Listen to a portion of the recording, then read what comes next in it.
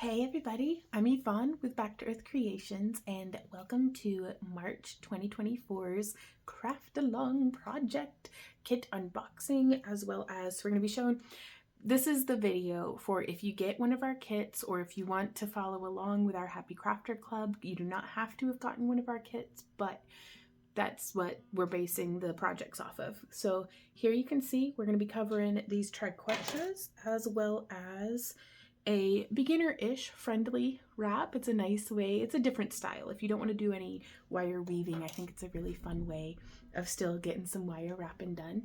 And then this design here with the cute little braid there along the side. And I just think it is super duper cute. So let's go ahead and get started.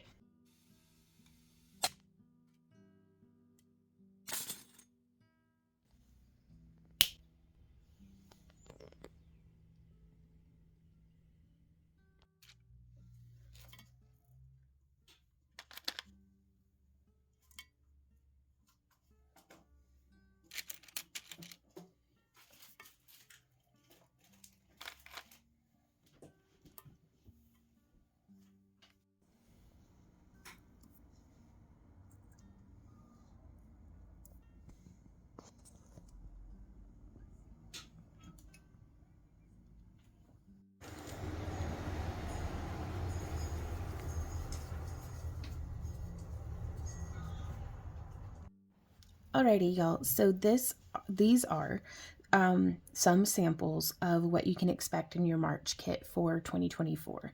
Now, this is our $15 kit, and I'm going to go through kind of we're going to have a project that's appropriate for each kit level. That's something that I aim for every month, but I don't always pull off. So the feedback that we've gotten from folks is that they would really be interested in more projects for going along with their kit. So with the $15 kit, I do recommend it to folks who have maybe a slightly already established craft room, so because then there's no wire in that kit. And so for this one, I highly recommend using the Triquetra here, the little Celtic charm that we sent out.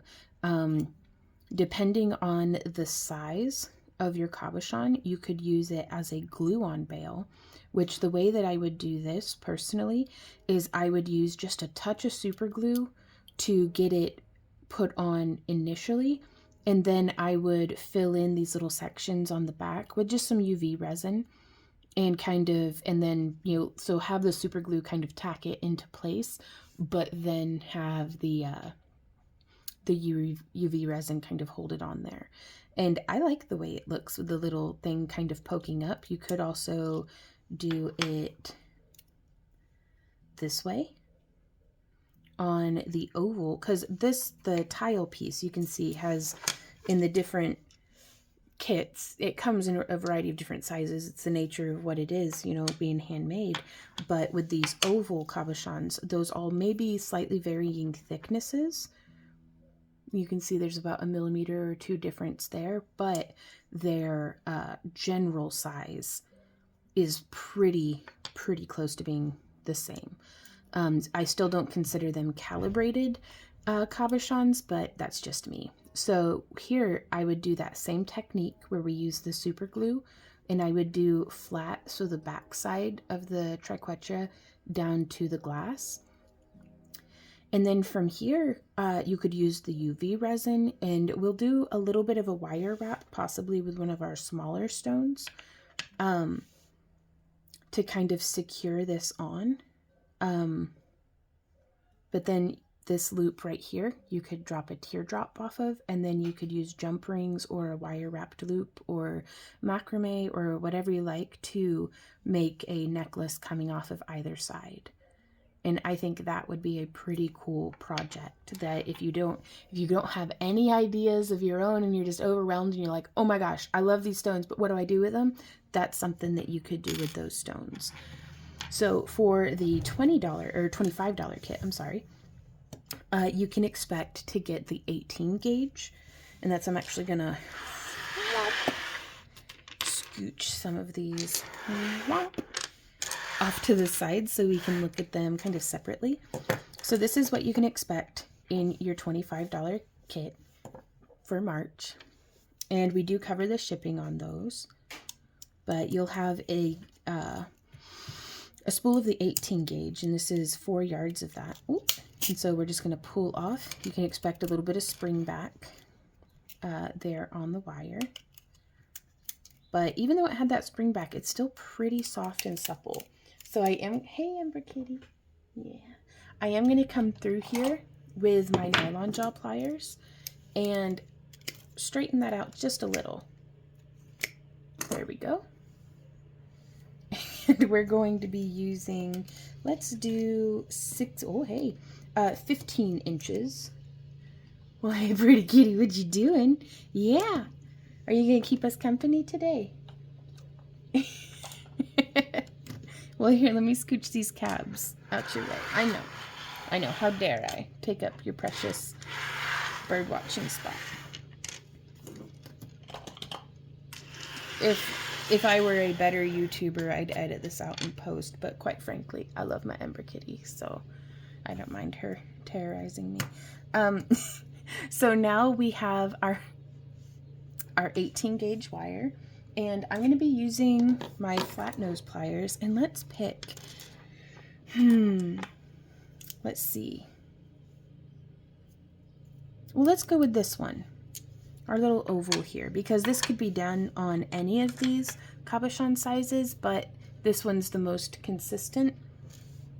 And just like that, she wandered on again in size. So let's practice with this one first, and then we can take those same techniques over to the different sized cabochons.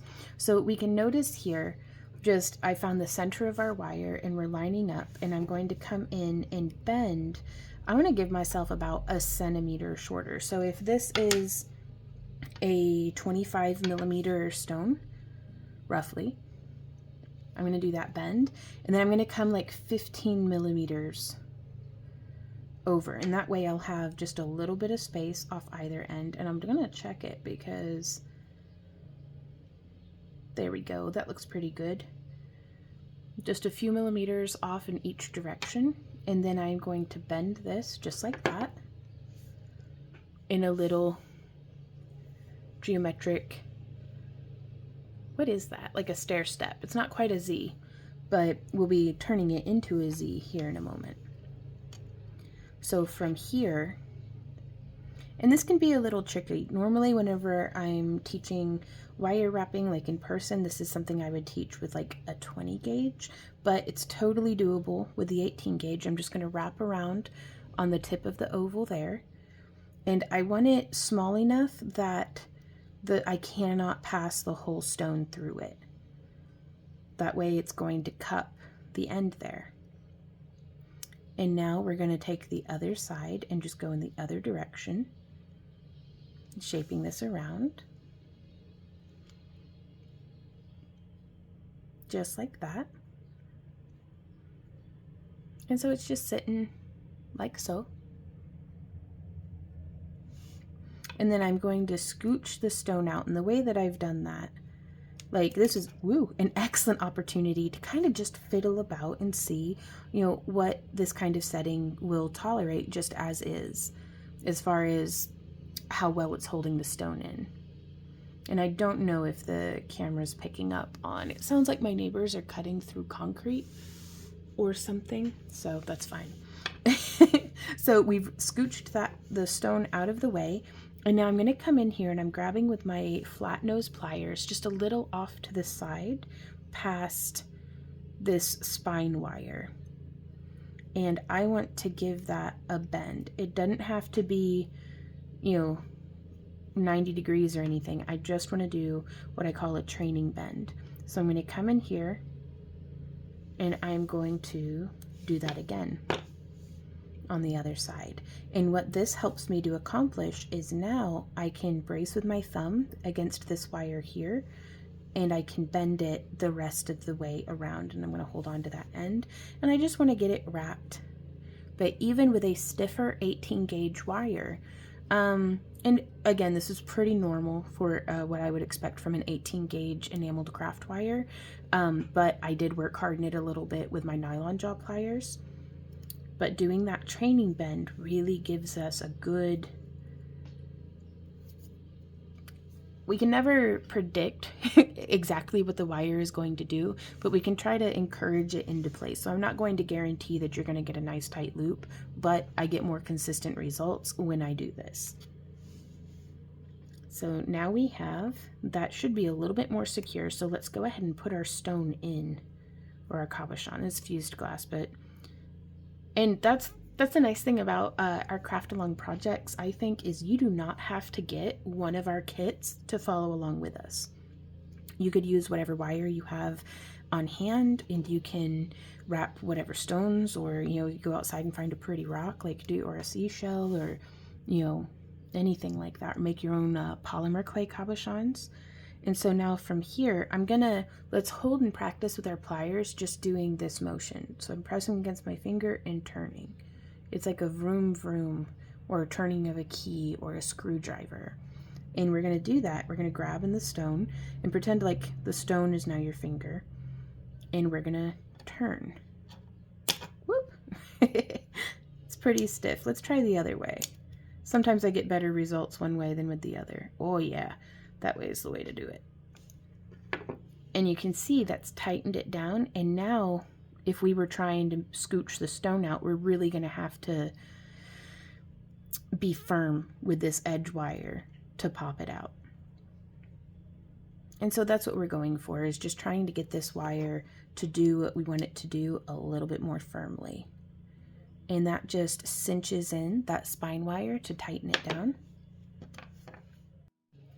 So everything from this stage is kind of just decorative. Like, we can do whatever we like. So I'm going to press with my thumb and my first finger to kind of make a little bit of a curve, if you can see how that works. I've gotten requests on our videos to have a less cluttered background, and I will go to great extents to be accommodating to y'all, but I cannot promise having a less messy background. So bear with me. But we'll just curve that around like so, and then we're going to do that same thing. No, we got to go this way. Maybe? How did I? Down. Okay.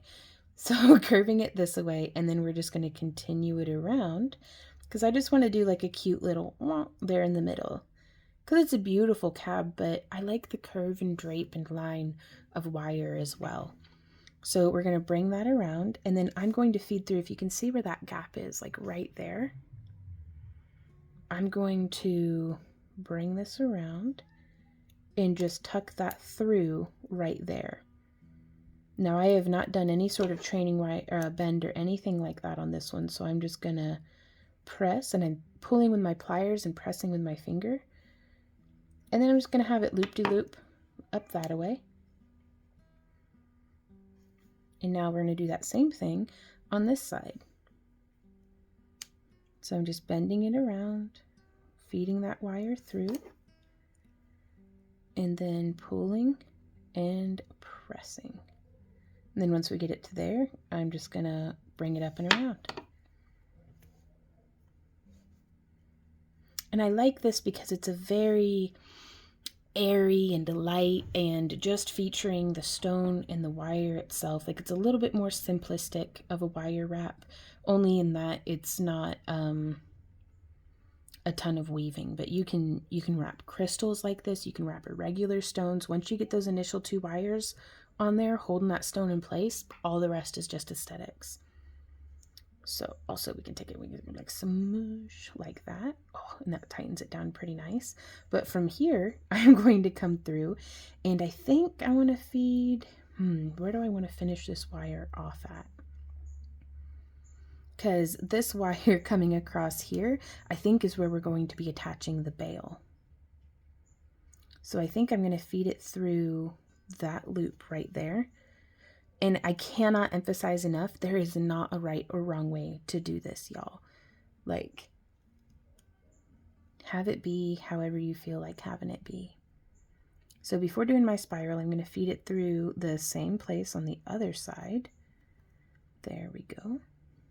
And now I think I'm going to have it coil that away. So let's grab our round nose pliers, and I do recommend following along with our wire wrapping masterclass on spirals. We have a whole, like, I think it's like an hour or so long video, either here on YouTube or on our website, backtoearthcreations.com, going over in extreme depth a lot of different ways of making spirals, and I think it's just a good thing to practice. So practice on some scrap wire first, and then come here and we're going to grab as close to the tip of the wire and as close to the tip of the pliers as we can. And I'm just kind of twisting it around until, did you see right there?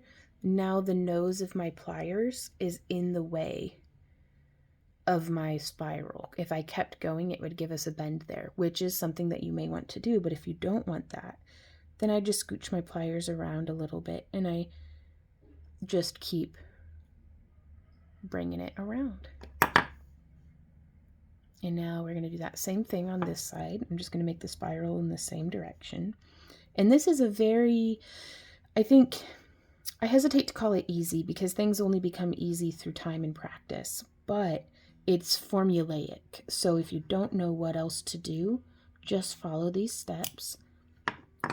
Do the crossbands on the top, do the, do that wrap so they stay put, do the cinch, do the swoop-de-doop at the top. We could probably come up with better names for these things, but I don't know, I kind of like swoop-de-doop. And then here, even though I'm like, oh, it's formulaic, this one I did the spiral underneath, and this one I did the spiral on top. And so I'm going to zoom back out. And I want to give a big shout out to all of our friends hanging out with us over on Kick. There's not a cult members who are keeping me company during the recording of this video. I really appreciate y'all. And then also to thank all of our Happy Crafter Club members, which are our YouTube channel supporters, or YouTube channel members, our Patreon supporters, our club members, all that stuff. So thank you guys so much for making what we do possible. So we're just going to do a bit of squishing, bit of smushing. Hey, little girl. Yeah. I am blessed by her presence today. Normally she does not come and hang out with me, but normally I've got stuff all over my desk. So now I'm going to do something that you may or may not like, but that's okay. We should each do our own thing, I think. So we can come in here and I'm going to find the center line of my stone. Also, just check out the shimmer, you guys. Like, that is so pretty. But I'm going to take this. Are you serious?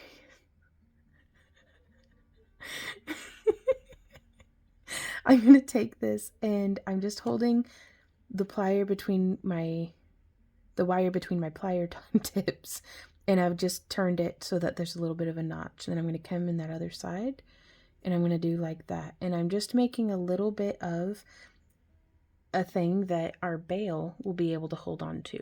Now, if you don't want this, that's perfectly fine.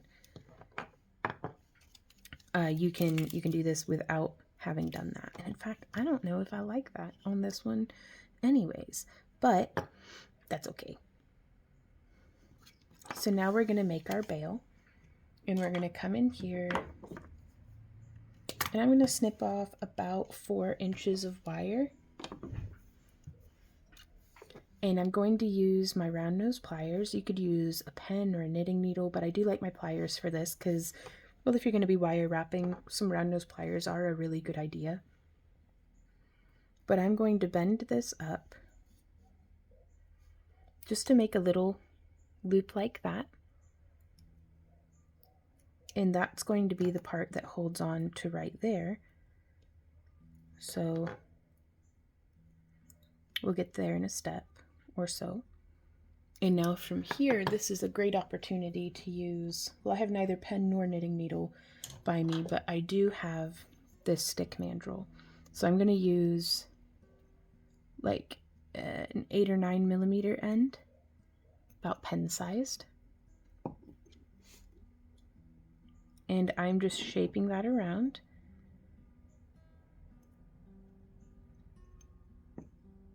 On both sides. And you can see we just kind of made this little shape.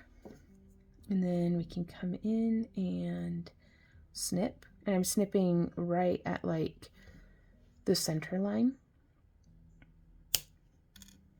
And I'm going to flip it, and I'm going to snip the center line on this side too.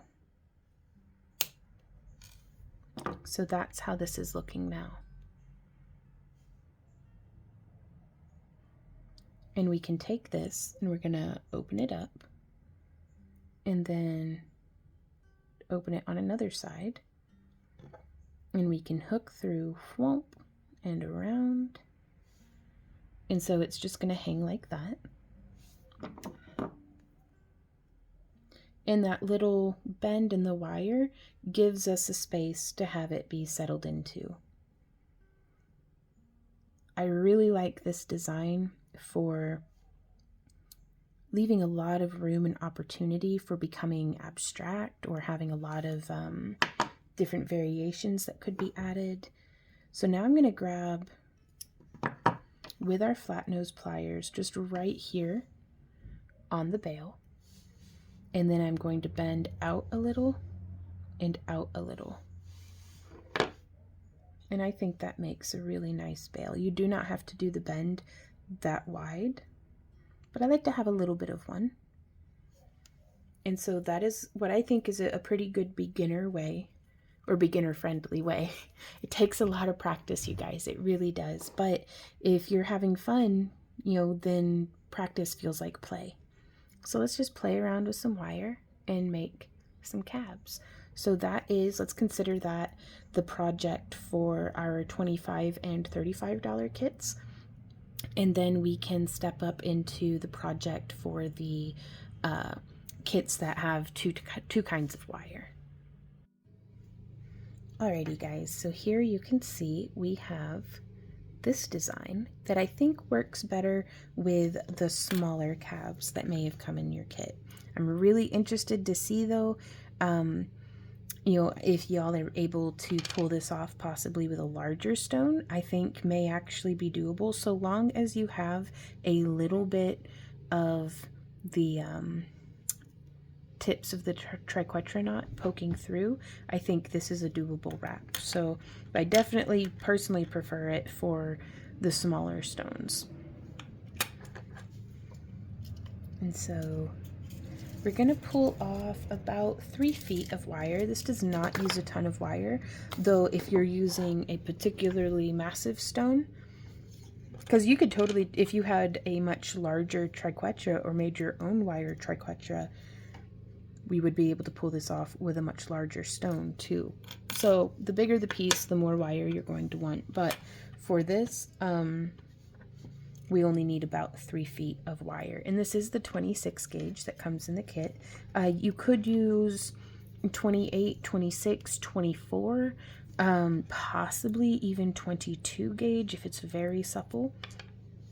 But we're going to begin by, and also this is another one that you could have a bail coming off of the end tip here, or you could hang a teardrop and then have the chain for the necklace attach, or even have it be for like a bracelet if you wanted it to come down and join to a ring and then have the rest of it be bracelet. There's all sorts of different ways that you can do this, but this part remains more or less the same. So I'm going to give myself just a few inches of wire here hanging our little tail, and I'm going to sew this in a whip stitch up towards the tip of the Celtic knot that has the loop on it. I'm going to risk zooming in just a little. I do try my best to not wander out of frame, but sometimes these things happen. So I'm going to use my bent nose pliers to just hold on to the wire, and I'm treating the wire as though it is the needle and the thread. Just doing a little whip stitch.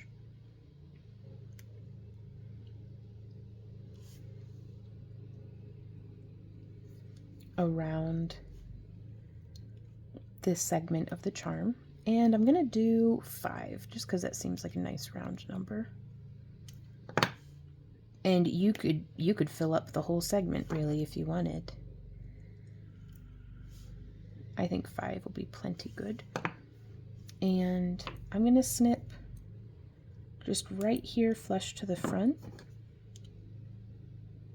and then smush that down with my pliers. And then from here we have our wire coming forward. Now this is something that if you wanted, you could totally use a spot of glue or epoxy sculpt or UV resin there on the back of your cab to set it to the Triquetra, but you do not have to do that. It can be super helpful, but you don't have to. So I'm now going to, if we're on the left part here, we want to be on the left part here.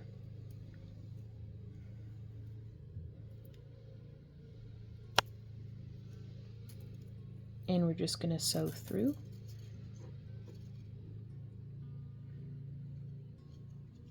And bring it around just that one loop. I'm so sorry, I don't know what's up with our autofocus. There we go. And now we're going to come around just there on that side of this one. My thumb's in the way, but that's okay. Pulling it down quite snug. I do not want to be disrupting my stone, but we're already past the point where now it's nice and centered, so it should be fine. We're going to come around and we're going to hook through right where we began. Now if you want very, very clean lines, you could do just one repetition of wire, but I personally like the little bit of chaos that's happening here with these two lines. So you can make the decision for yourself creatively if you want one or two lines, but to do the two, we would just repeat past what we were already doing. And I just want to wrap around kind of on the inside here. So if this is our wire 1, this is our second repetition, and I'm just going to thread that through, trying to prevent any kinking of the wire. Like you can see here, it's starting to act up on us. That's okay, you just get ahead of it. There's no sense in rushing the project because the wire's gonna kind of try to go sideways on you. Okay, coming around. And you could add twists to the wire, you could do all sorts of stuff. And we're just going to come around here again. And you could choose on this first piece. On this first piece, I was adding the wire towards the outside. So whichever you decide, like this one, we're adding to the new wire kind of towards the front of the stone. Whichever you choose to do, I recommend just aiming to be consistent in it. And then we're going to shape that around. And then I'm just going to feed through right here. And that's looking pretty cool. And so from here, I am going to do that final wrap around. So you can see those 3 wires kind of stacked. So I'm wrapping around there. And then I'm going to feed through right there. And we're just getting this kind of behind this wire so that we can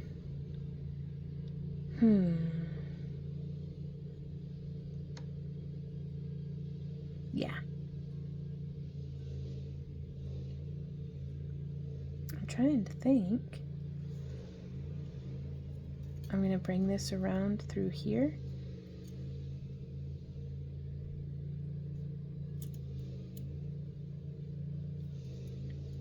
And so we have that bent around, but I want to reorient the wire. So it's on the left of that cross wire. I'm going to thread through so that our wire is going to be on the right of it. Now you'll really want to watch out for your wire kinking here because it's going to wanna. And so what I'm going to do is I'm going to take my round nose pliers and I'm going to get in there and I'm going to give it that training bend. Do you see? And now whenever we pull through, it's gonna kinda nestle into the wire. And quite frankly, that's good enough for me. So now we're gonna come around and sew through this other side, just as we have before. And my whole goal there was to get the wire to be exiting in a consistent placement. So it's exiting here on the inside on this one, so I wanted it exiting here on the inside on this lobe as well. So there's one, and now we're coming around, hooking around the outside and then through the middle. Pulling through.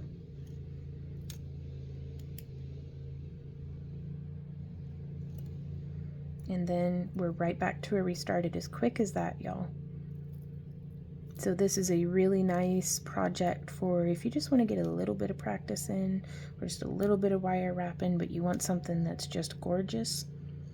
I think this is the project that I go to when I'm searching for that. And then we're just coming through, and again, I'm going to be consistent about placing my wire there kind of on the inside of the other, bringing it around, sewing through. And we've addressed this before, the similar technique, which should be linked down in the video description. That's similar, but it's wrapping on these internal wires, like the internal part of the frame. And so coming around to our last one, so now we're going to wrap, and I'm going to do 3 to 5 wraps on this side, because we already have a couple. So there's one, and I don't want those wires overlapping each other. There's 2, and then there is 3, and we're going to make a bail for these 2, just the same as what we had before. I'm actually going to bring it back up through the center, coming through there, and then we're going to give it a snip, boop, and then we're going to give it a smush, the old squishy smush. And so that's how that's looking. And we could have added a few more coils on this side if you wanted it very even, but I think this will be fine. Like, I like it, but you do your piece the way that you prefer. So now to make the bail, we have our 18 gauge wire, and again, I'm going to trim off about, let's go with a hand width. This is about 2.5 inches of wire, which hopefully that'll be enough. You could give yourself a little bit more if you wanted. And I'm going to about right here, and then we're going to bend up, bringing those tips together and then crossing them. And I like a nice tight cross for on our loop. There we go. And now we're going to use that stick mandrel again. Ooh, or actually, in case you don't have a stick mandrel, if you have these, I call them mandrel pliers, but I guess they are stepped bail making pliers. They're these things. They'll be linked down in the video description below. But I like them because you can hold onto, like, I like having the wire in the jaws of something. And so we're just going to shape that around. Except I am becoming suspicious that they're not actually perfectly round. I feel like they're more oval, but who knows? Okay, and we're just shaping it around. Now I like to take the back side of my flat-nosed pliers to press the wire down against our mandrel whenever it's in my pliers like this, and then I'm going to flip it, and then I'm going to do the same thing. There we go.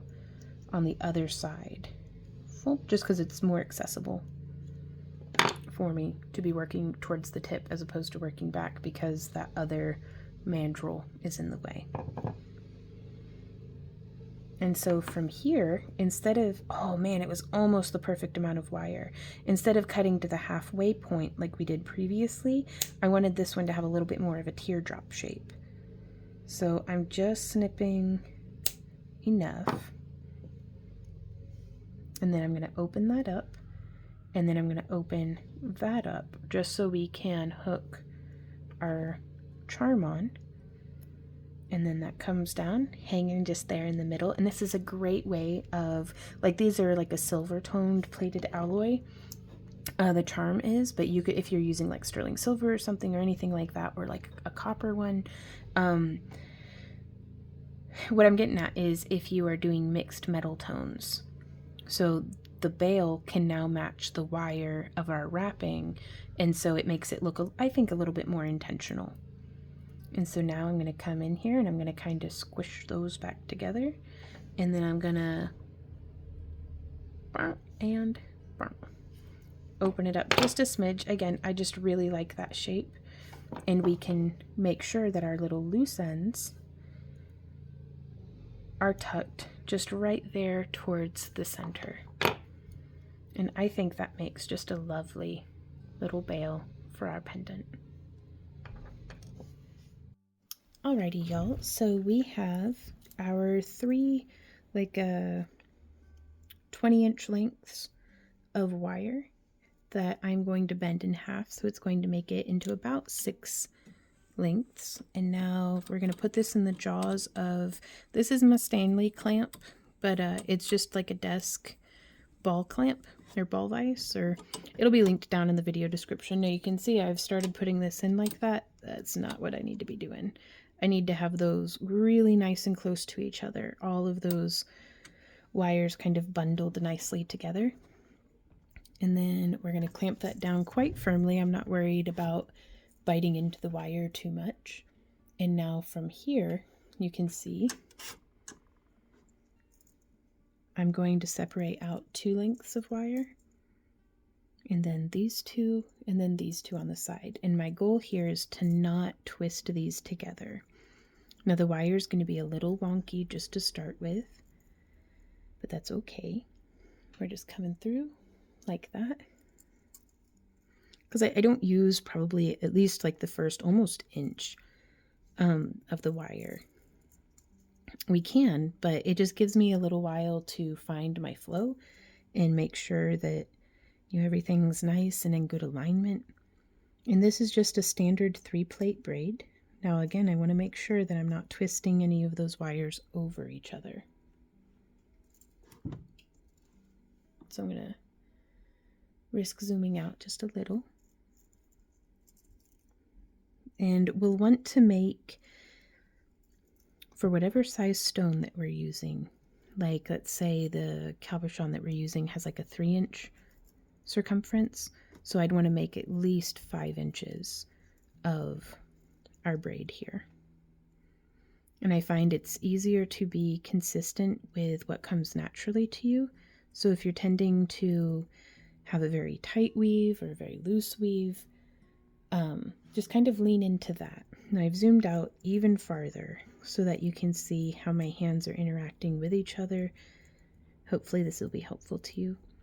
I find I have a tendency to be more consistent with a nice tight braid than I am with a loose braid. And this is a wonderful opportunity for your own personal style to start to, whatever comes naturally to you, if you lean into that, then it starts to take on its own style and form. And then once we've come out quite a ways, we're going to open this up.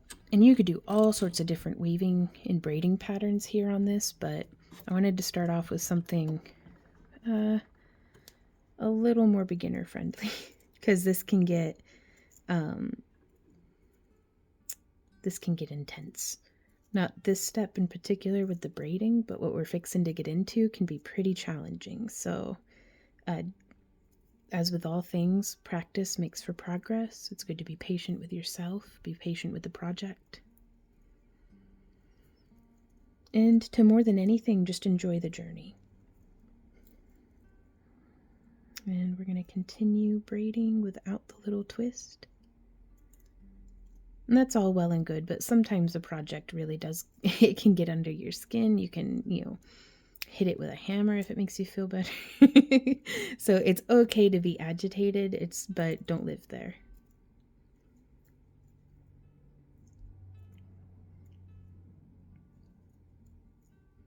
And certainly do not let the quest for perfection get in the way of making art. So we're going to feed this a little bit more into the jaws. The jaws of Stanley. And I'm going to keep braiding until I run out of material.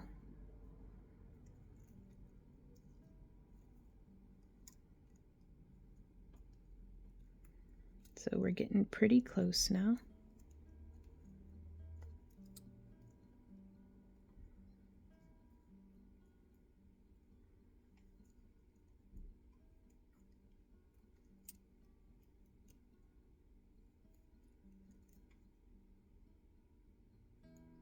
There we go.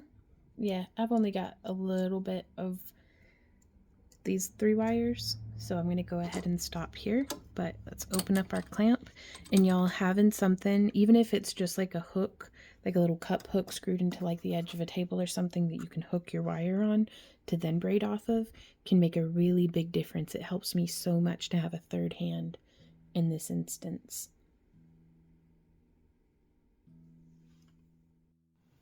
So this is how our braid has come out. And while we could hammer it, you'd want to be careful to not hammer through the 26 gauge wire. Can be pretty delicate whenever it comes to being hammered. So I'd recommend using a nylon headed hammer as opposed to a metal faced chasing hammer. I hope those are the correct terms. But also I'm just coming through here with my nylon jaw pliers, like just making it a little more stiff. And now from here, I have 4 12 to 14 inch sections of our 18 gauge snipped off. And what we're going to be doing with this is doing a little bit of the sleeve. So we have our braid, which I'm going to try to make as nice and straight as possible.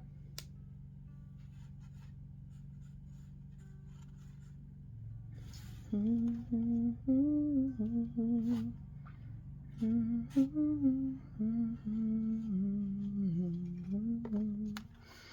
then we're going to do just some coiling and then stitching on to the braid, and then coiling and then stitching on an additional 18 gauge wire. So if diagrams help you, hopefully that'll make sense. If it doesn't, bear with me, we'll get there.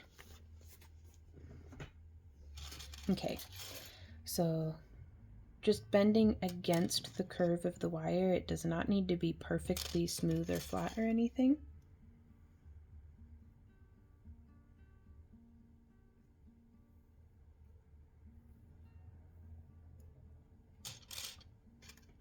But I mean, a little more straight than the curve we've got going on here.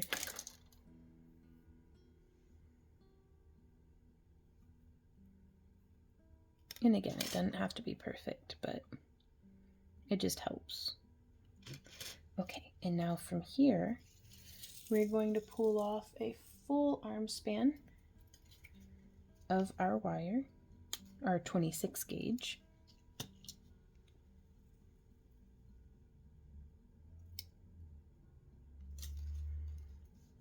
And then we're going to find the end of our wire. Ooh, and I do like to work from the center out, so I've found one end, and I'm going to find the other end. And if your wire's doing this, that's part of the challenge. Sometimes wire just behaves like this off of the spool. And so I've found the middle. I'm not worrying about all of that being perfect because we'll deal with that as we get there. I do like to tuck it between like my tummy and the table. And so I am now going to go 1, 2, 3, 4, and 5 coils around one of our 18 gauge, and I'm going to move that down to the center. And I actually think I'm going to take this up to 10, because why not? 6, 7, 8, 9, and 10. There we go. And now I'm going to attach a second wire. 1, 2, just like that. Now see what I should have done in today's episode of what I should have done.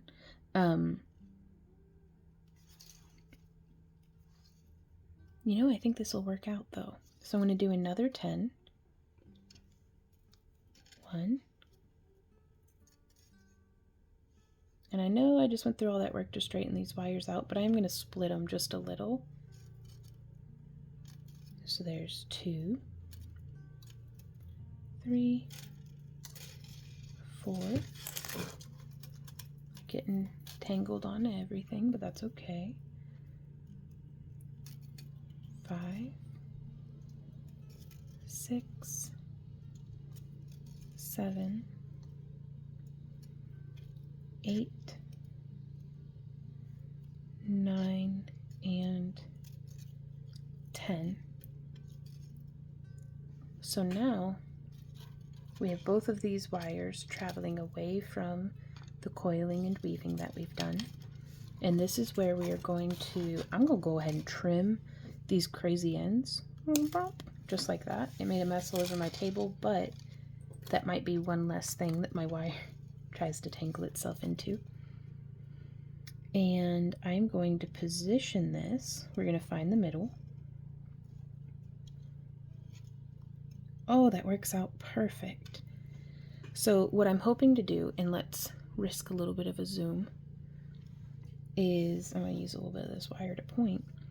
I want to do 2 repetitions with this wire through this little spot right there. And then we'll do 10 and do 2 and do 10 and then do 2 into the next one. So I'm going to try really hard to get this in frame.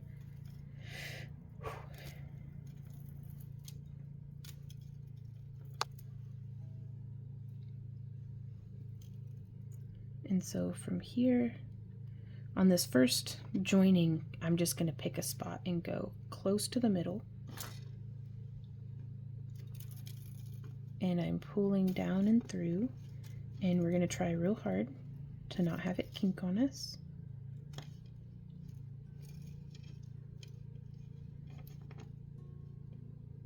There we go. So there's one.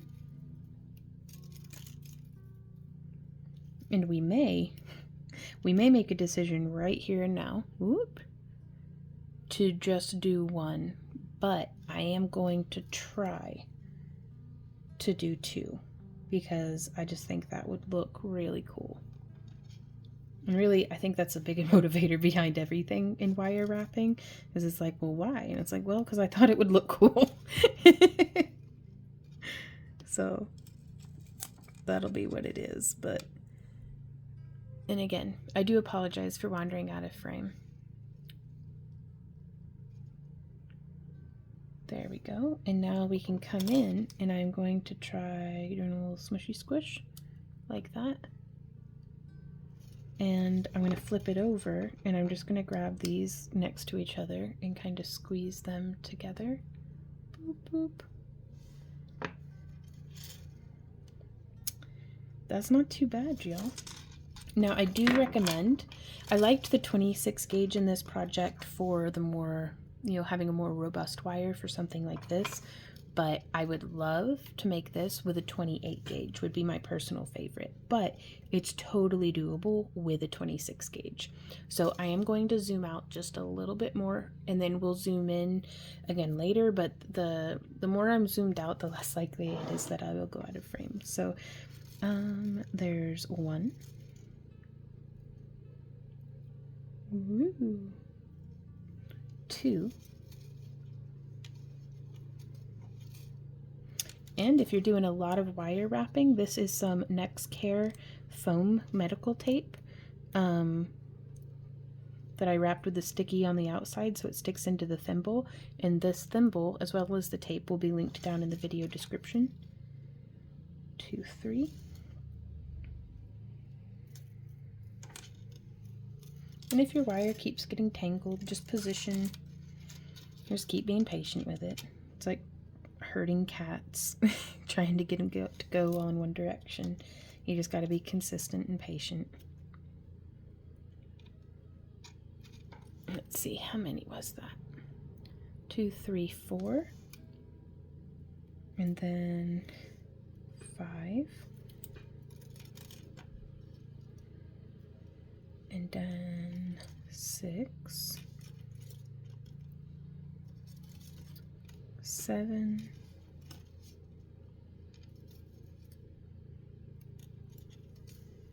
8. Whoop, there we go. 9. And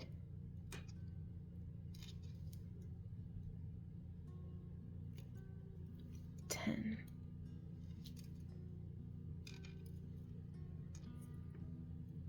And I'm just tugging on it to get it nice and cinched. There we are. And then 2 around both of the 18 gauge. 2. And now we can get in there and give it a little smushy squish.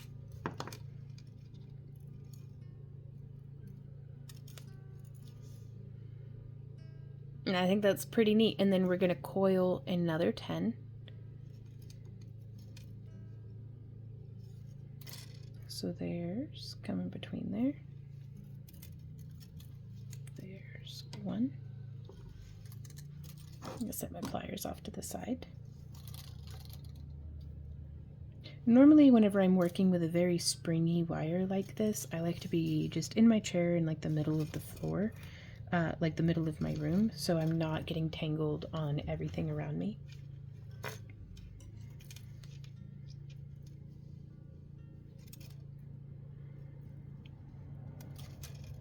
Three,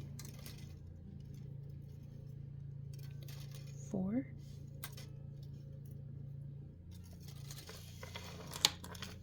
I'm going to try to give that autofocus as much of a chance as possible. I think that's a 5.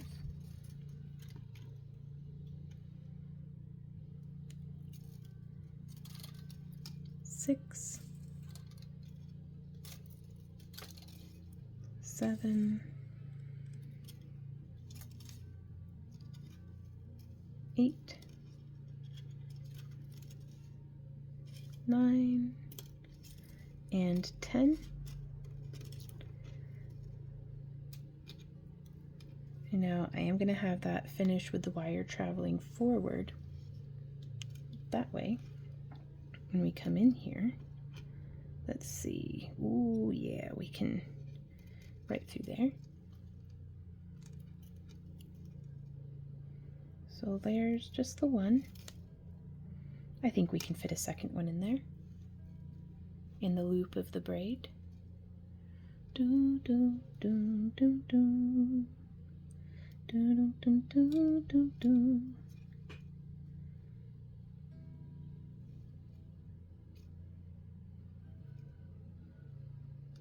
There we go. Pulling through.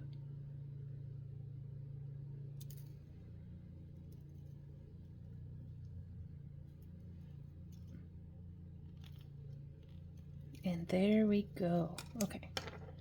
Let's see, because that's stacked a little. Did I get them crossed over each other? I did. Maybe. I can't quite tell.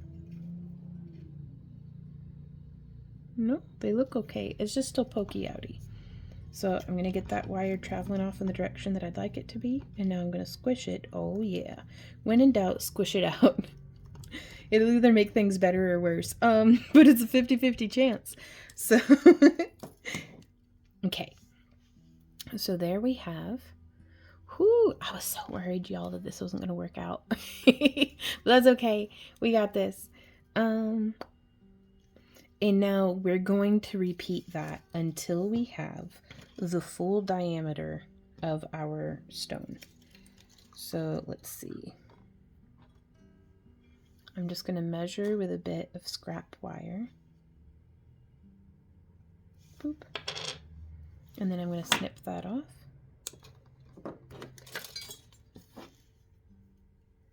And so this is how long I need to do this pattern.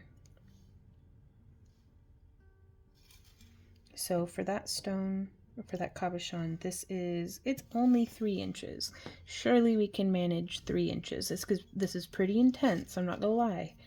There's a lot of things to keep track of here, and I would even consider this more of an advanced weave, but again, I tried to give y'all some more beginner-friendly options, and then we do have a whole mess of tutorials up on our YouTube page, and I'll try to have some more videos linked down in the video description as well that would work well with the 18 gauge and 26 gauge combination.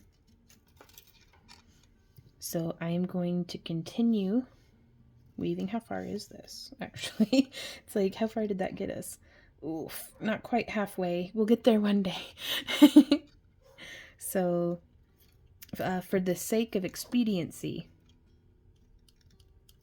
I'm going to continue in both directions. You'll be able to watch the full version of this over on, well, we did this streaming over on Kick, and you'll be able to watch the full archive of all of our Kick streams under our YouTube channel memberships. So hopefully that'll be helpful to you if you like to see every single coil happen. But I'm really excited. Alright, let's get to it. Alrighty, y'all. So we got to the 3-inch circumference of our stone, our cabochon that we're using. And if you're able to see, we finished it off with just 5 coils there at the end. So let's zoom in. So there's the 5, and then the 2 onto the braid, and then 10, and then 2 onto the second 18, and then 10, and then 2 onto the braid, and then 10, and then 2. And we just repeated that pattern as best we could. And then we finished it with 5 coils down here on this end as well. So I am going to go ahead and snip, whoop, right there, bonk. And then I'm going to come around down to this side. And we'll flip that over. And we're just going to get in there and boop, give that a snip. And then we can kind of squishy smush that down on both ends. And I always like to check with my finger if there's any pokey bits, because sometimes our fingertips can tell what our eyes cannot. And that feels pretty good. So now from there, we're going to do the same thing on the other side, and I am going to do that one kind of live here with you guys. Just because you never know what hiccups you might run into. But oh, I am so digging this because, okay, so we were prototyping this out, and I'm not going to say that it wasn't working, but it was way more off the cuff and less like replicable. And I was coming through and I didn't really have a plan. And so I was like, this is going to be cool once it's like done, but I don't want to, try to guide everyone on a project that's kind of like, I don't know, just smush it more. So whereas with this one, this design, I'm hoping is much more replicable and much more like just crafter friendly. And so now I've used up a whole bunch of wire on this. So I'm kind of afraid that I may be running out of my 26 gauge, but there should be enough in your kit for you to follow along. And, oh yeah, there's more than enough. Excellent. So that's another full arm span, and that did leave us with a little bit extra. So now we're coming in here and I'm finding our two ends. And again, when your wire's being all springy, we get to sort of choose our battles. I'm gonna hope that it doesn't get all kinked up and crazy on me. And if I see a loop that's giving me trouble, I'll just go ahead and try to straighten it out some. But we have come now more or less to the center of what we're doing. And just like as we had done before, we're going to take one of our wires and I am going to just start here on the end, and I'm going to go offset by about 2 or 3 inches, just pulling more to one side because it just keeps things even, I think. So there's 1, 2, 3, 4, 5, 6, 7, 8, 9, and 10 coils, some mush.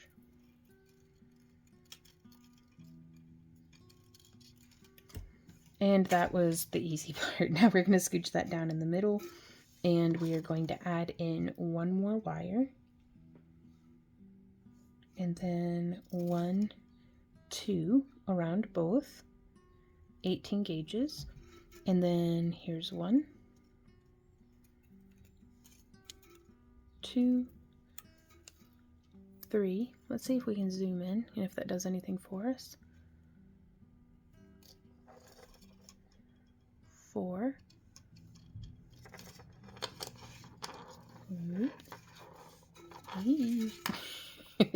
Sorry, trying to look at everything through the camera. So there's 5, 6, 7, 8, and if you're using a thimble, which as usual, all the different tools and materials will be linked down below. So we'll get that around there like that, and then just pulling, and 9 and 10. This is so handy, y'all. So there are those. And now I'm going to zoom out just a smidge because I'd rather be zoomed out than out of frame.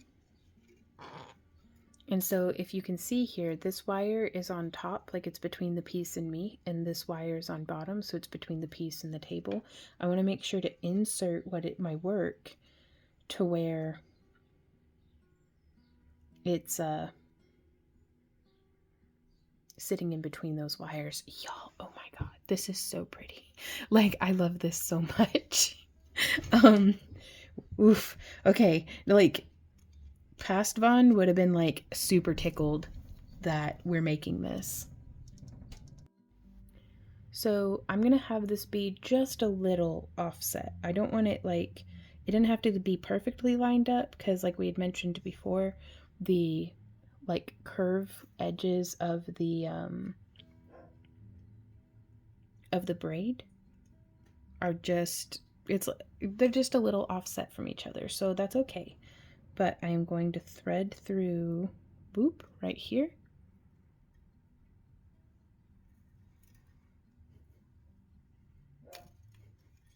And pulling through this way.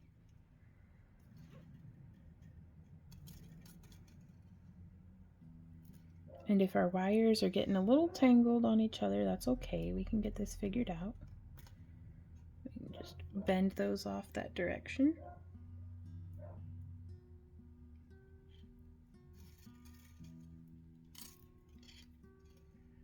So there's the one.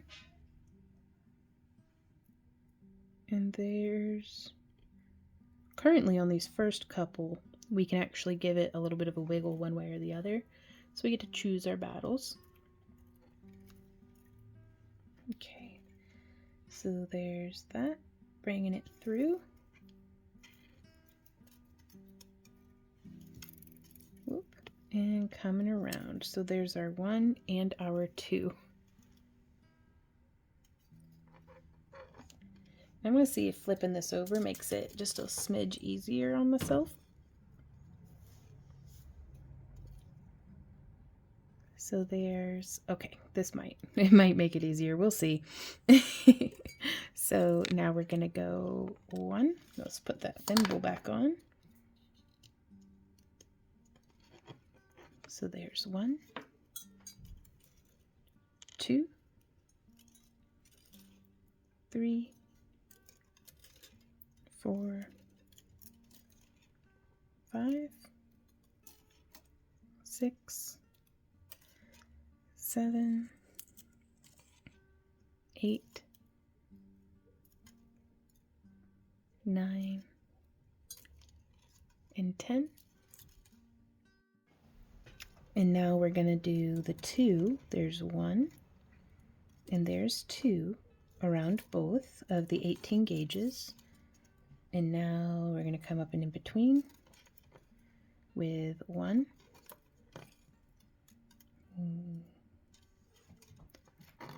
2. Now we're using this currently as like a bezel for like a frame for a cabochon, but I think this would make an absolutely gorgeous bracelet, y'all.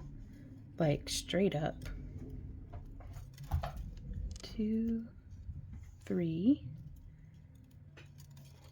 4, whoop, bumping the tripod, 5, 6, bumping the tripod again, 7,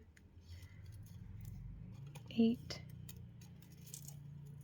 ooh, getting all tangled, but that's okay, 9, and 10, a squish and a smush. And now I'm going to have this wire exit there towards the front, and I'm going to come in and just pull that a little to try to keep those coils nice and even. And so from here, I'm going to find the end of our wire, feed through right there. There's 1. And then there's 2.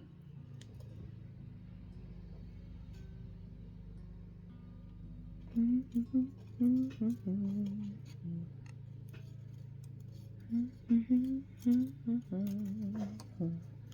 I'm just gonna kind of smush this just to see what's up. Well, it's looking pretty good, I think. Pretty pleased with that. So now we're gonna do 10 coils. There's 1, 2, 3, 4, 5, 6, 7, 8, 9, yep, and 10.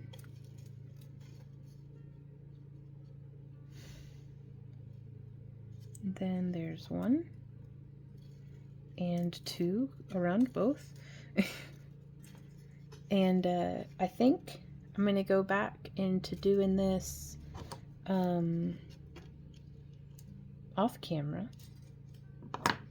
But I do promise you, if something interesting happens, we will go, like, we'll hit record and keep it going.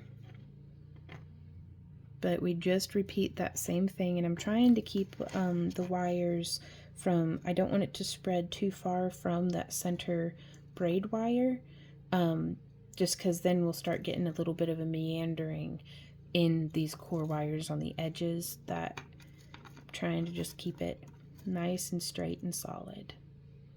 But if you do get a little bit of meandering, don't stress it. Once we have this curved around our cabochon, a whole lot of those imperfections that we may be fixating on will be a lot less noticeable.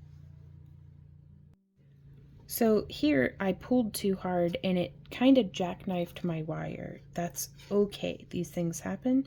Don't stress it.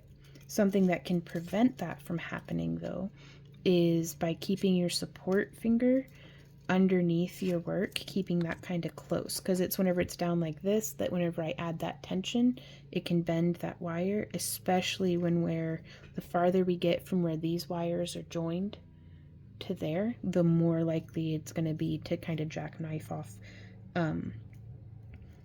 you know, in a way that we don't necessarily want it to, because again, that disrupts the nice clean lines. Whereas if I keep my finger here underneath supporting it,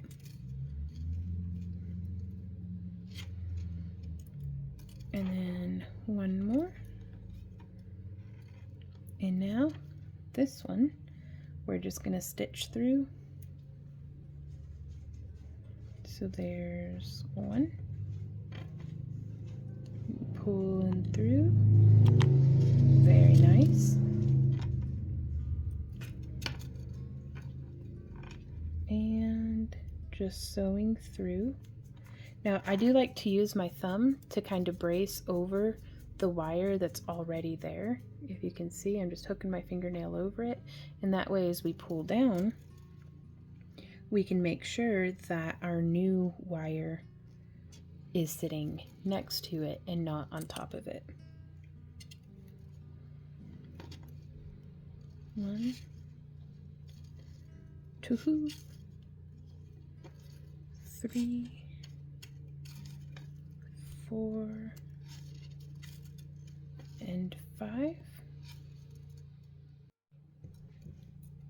And then 6, swoosh, 7. Now we're getting pretty close up onto the end here. 8, 9, and 10. Ooh, see, it's starting to jackknife on me. That's all right. These things happen. And I'm going to do 2 around both. So there's 1 and 2. Let's go wish. And let's give it the old smush just to make sure everything's still nice and tidy and looking kind of how we want it to.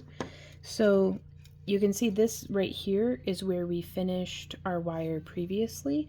So now I'm gonna do our 10 and then loop and then 5. So it's gonna be a little longer on this side of the bezel, which may, I don't know how that's gonna work out. We'll see. 2, 3, 4, and 5. It's actually occurring to me, I don't see any reason why we wouldn't be able to just keep those 5 and then have it join in over here and then finish it off on 5, and that way it's just a little longer. And I think that'll be what we do. And whatever it is that you decide to do on your piece, if we're just consistent about it on the other end, then that might be nice. So there's 1.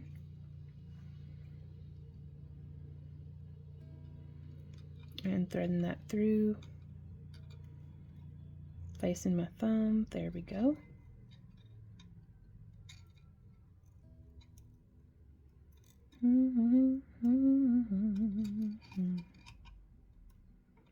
Now there's 1, 2, 3, 4, and 5. Excellent. Now I am not going to snip off the rest of that wire because we may need it for, we can always snip it off later, but I think we're going to need it for the bail. And so now I've just flipped our work over so that I'm still working in that same off that away direction. Ooh, and now we're gonna go through there. There's 1 stitch. Whoop. There's 1. And coming up and in between. There's 2. Whoop. You can see it was fixing to kink on me. That's all right.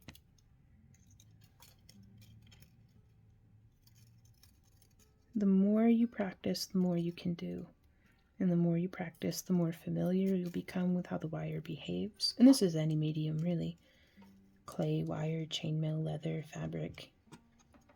The more you practice, the more familiar you'll become with how things can go sideways.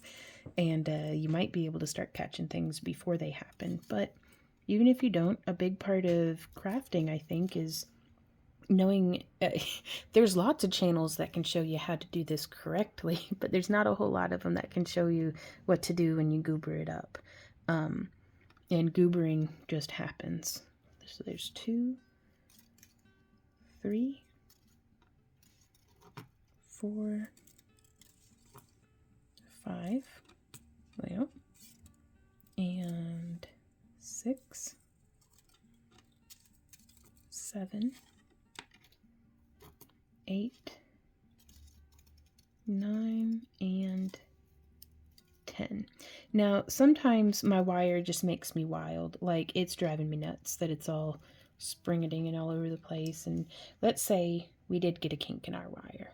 Oof. Which is just what happens whenever a loop closes, gets pulled tight. So typically what I like to do is I'll push it back open onto itself. And then we get in there and we open it back up. And you could use your nylon jaw pliers, but if you don't have that, just running it between your fingers. And you'll just want to keep an eye, because just like with a training bend,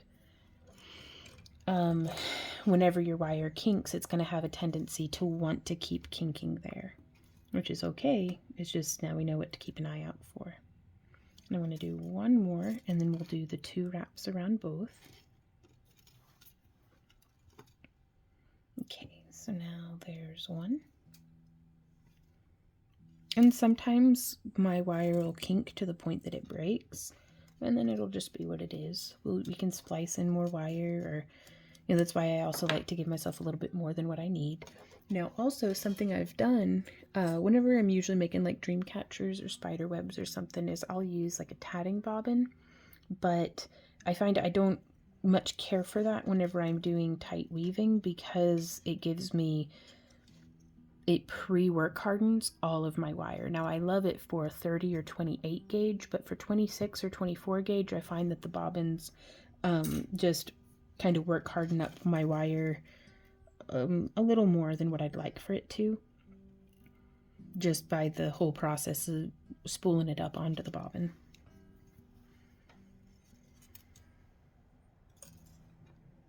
So there's those 2. So now let's do 10 over here. We're getting real close. 2, 3, 4, 5, 6, 7, yep, 8, 9, and 10. And then I'm going to have that wire exit towards the front.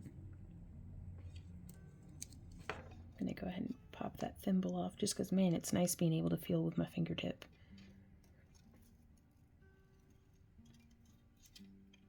So there's 1.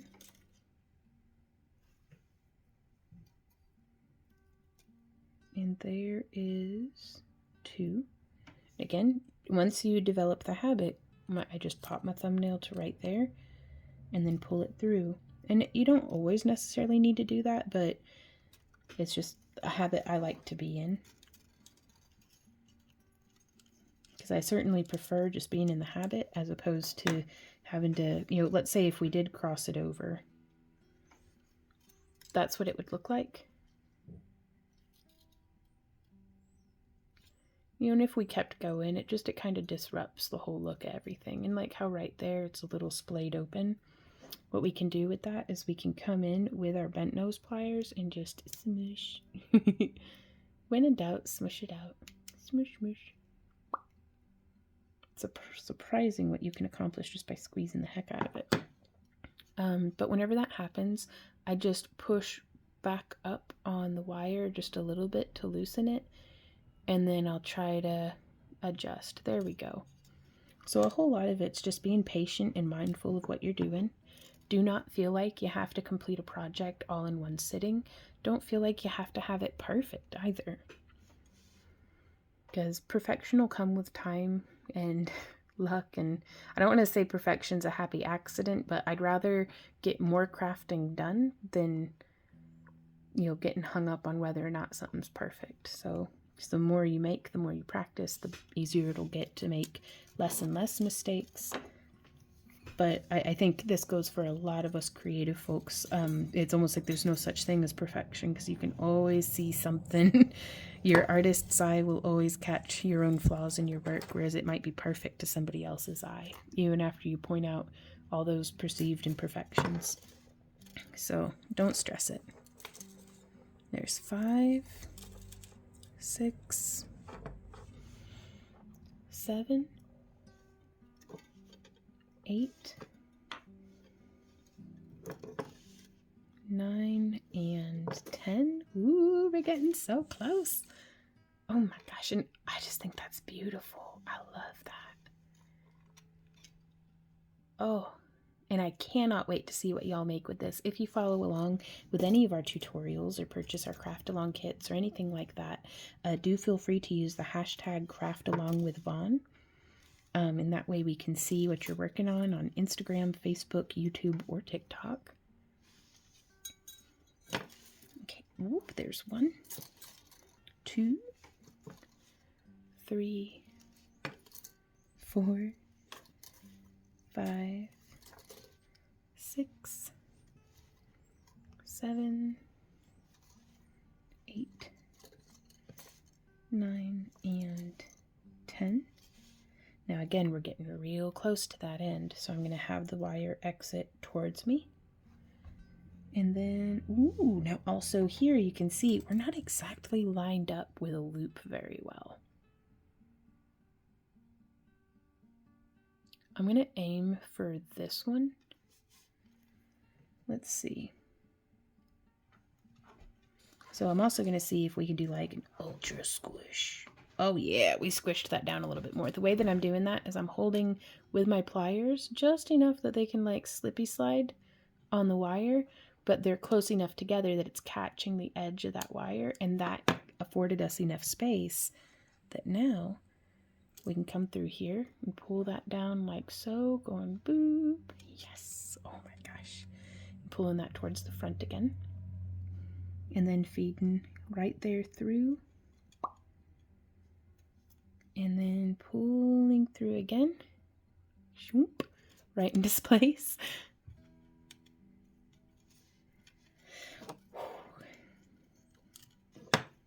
Giving it the old squishy smush.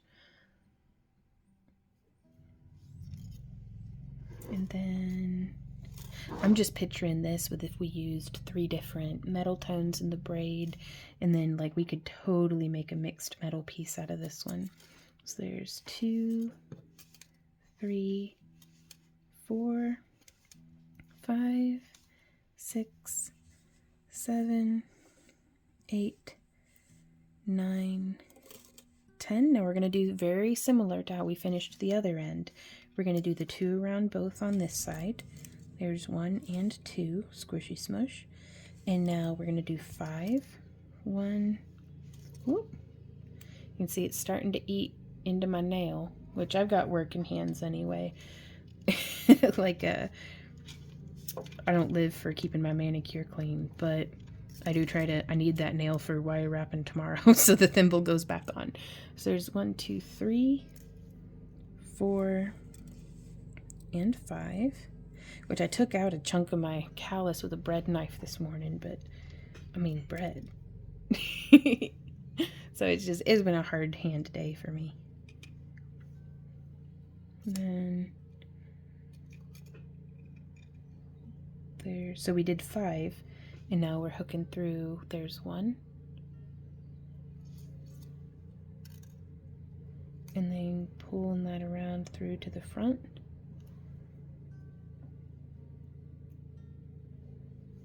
And then there's 2, and now we shall do 5 more. So there's 1, 2, 3, 4, and whoop, 5. All right, let's, whoop, that's a little too far of a zoom. There we go. So that is our bezel. And now we get to shape this around something roughly cabochon size. I'm going to be using this dapper.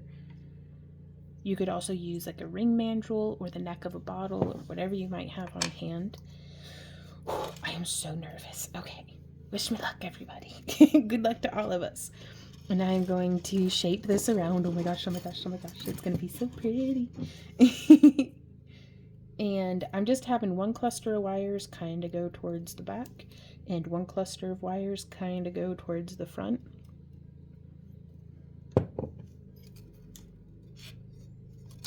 And I'm also pulling it a little tight and then just rolling it on the table. So if you have any spots that are like not perfectly round, you might be able to just roll it out. Okay. And so I probably could have gone to something a little smaller. So let's see, here we have a ring mandrel. Yeah, I'm going to size this down just a little more. If I went with something the exact same size as my cabochon, the spring back of the wire, just of it relaxing back out, makes it just a little too large in the barge. So we're going to shape that down. And we're going to go like this. And look at that, it fits. Oh my goodness. Okay, so let's think. What are we gonna do now? I honestly didn't think I'd get this far. So, let's see. So what I'm gonna do here is I'm going to save the wires on these two and these two.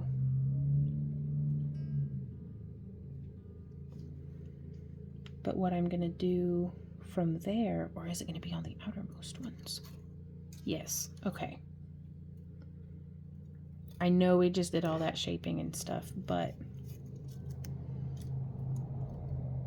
bear with me.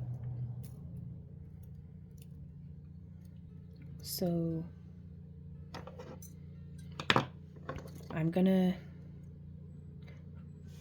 if you're following along with me in real time, set down your pliers and your wires for a couple of minutes to see how this plays out, because I have not planned this part very far.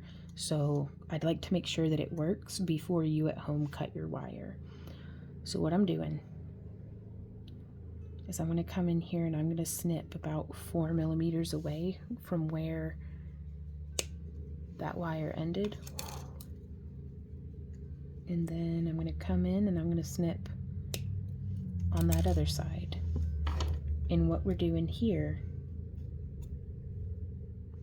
is I am going to take this wire and I'm going to grip it about right there, and I'm going to do a right angle bend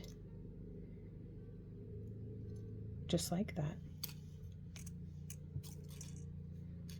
If you can see, let's zoom in a smidge.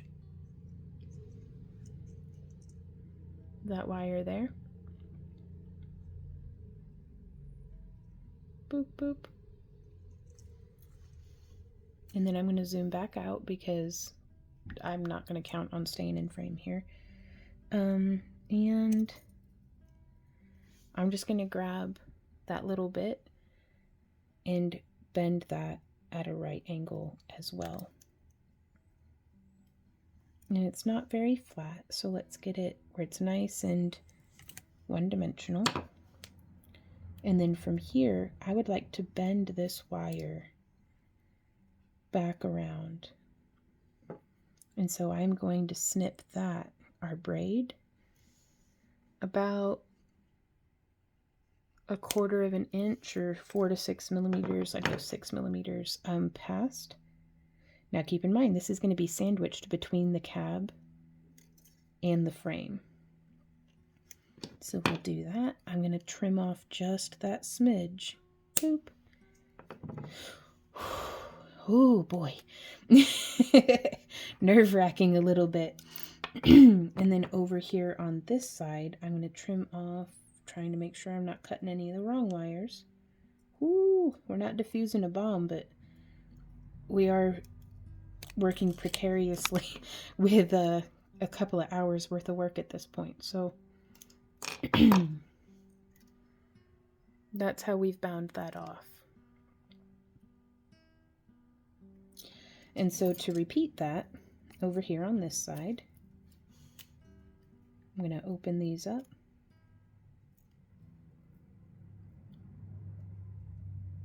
And I'm going to let that wire just travel off to the side. Now this is not the sort of thing where I just want to grab it and bend it. I definitely want to be using my pliers here, just because it's going to give us a nice sharp bend. And then let's do the old snip snip there. Whoop. Ting, across the room. And then snipping this one kind of in line. And so again, I'm going to zoom in. See if you can see. I hope that that's helpful to you. Zooming back out. And then I'm going to grip right here, real close to the end. And I'm going to bend a nice firm right angle. And I'm going to flip this over and let you see how that's looking there on the inside.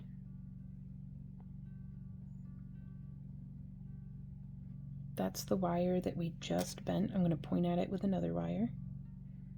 Right there. That's the wire that we had snipped and cut. Boop, boop, boop. And then this one here is what we're about to do.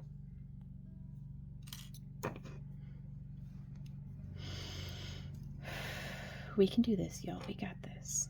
Okay, so I'm going to come in and I'm going to grab from underneath. If you want, totally bend that up out of the way. We don't got to be... There's that. Now you can see neither of those are very flat at all. At all. We can get that a little better. So I'm just going to whoop, get in there and try to bend it much better.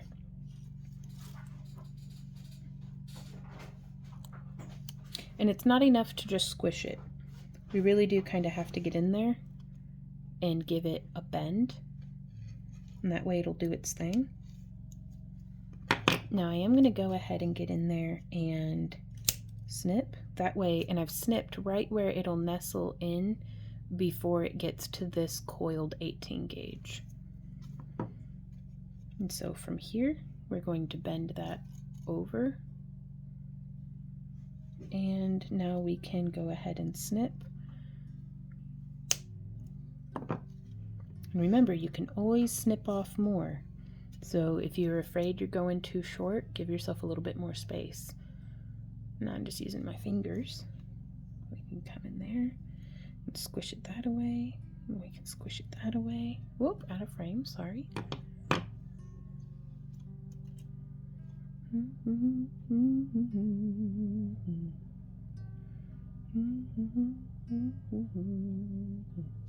And just to keep things tidy and reasonable, I would like to keep the ends of that braid tucked in line as much as possible. There we go. All right, let's zoom back out. Oh boy, oh boy. Okay.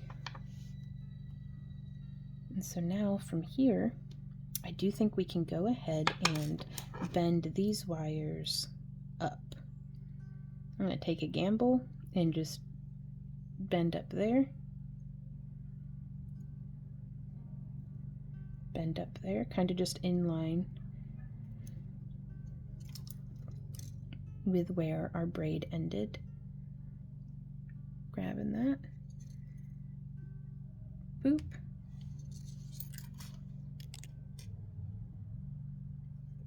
Boop. And then bringing those together. Eee! Oh my gosh, the sizing is doing pretty good. I'll take it. So now I'm gonna work on the bail just a bit. How do we want to do this? Because this has come out like real nice so far. Like I am totally digging this. So let's see. we've got a wire here and a wire here. And so I think I'm going to come around behind on this one. Oh yes. Okay, I'm going to move that wire towards the back. No, I'm not going to go around behind. I'm going to come across. Nope, I like it better coming around behind. Okay. And we are going to cinch this in. Thump. So that's how that's looking. So there's 1, 2, 3, 4. Let's try to get those wires a little more parallel, less bunny ear, more side by side. And 5. And now we're going to do where it goes. How do we do this?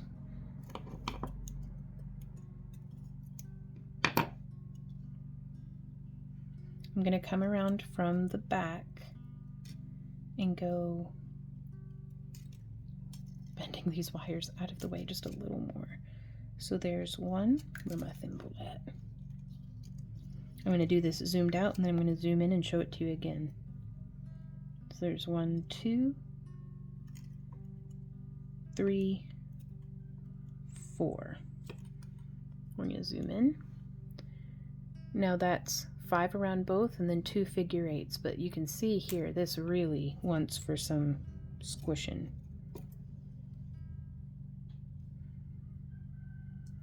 Two, 3, 4. And on this first, like, I think this is actually going to be the back of the bail because that's always like my jankest. So we've done those 2, but we're going to figure out our tension here. Ooh, there went my thimble. 2, 3, yes. 4 and 5 around both. And then there's 1, whoop, and 2, and then 1 and 2 figure 8s. Let's see what happens when we squish this.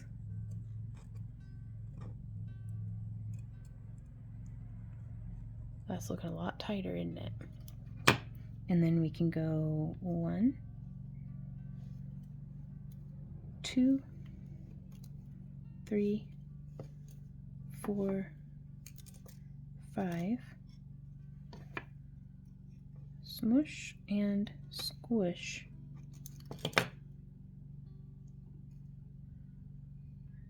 Trying to keep those a little open. And then 1, 2, 3,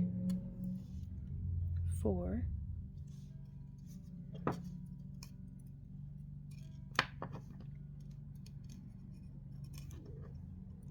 Just trying to keep it tidy. And you can see how it's kind of bunching up on itself over here in between that figure 8. I'm not giving myself enough space between the core wires, I think, is why that's happening. Which again is why I'm having this be the back, because we'll get it figured out. We will. And then I'm going to show you how to splice in a wire because we are running out. We do not have enough for the bail, I am fairly certain. Okay, so now whenever we go around, there's 1, 2, 3. I don't want it to be so loose, but I also don't want to be death gripping it. There's 4, and there's 5, and then smush, and then squish.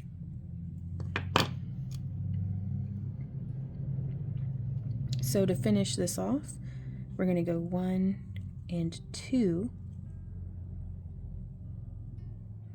and we're going to split that a little wide.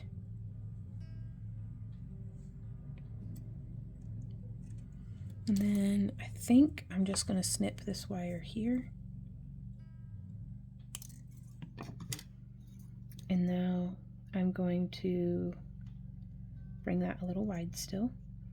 And then I'm going to go 1 and 2 on the other side. So this side, that's the new wire we just added.